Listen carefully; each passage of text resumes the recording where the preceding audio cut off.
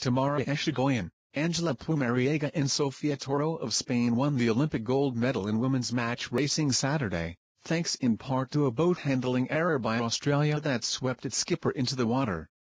With the best-of-5 match tied 1-1, the boats were sailing nearly side-by-side downwind in the third race in big waves on Weymouth Bay when the Australian crew lost control and its boat rolled on its side.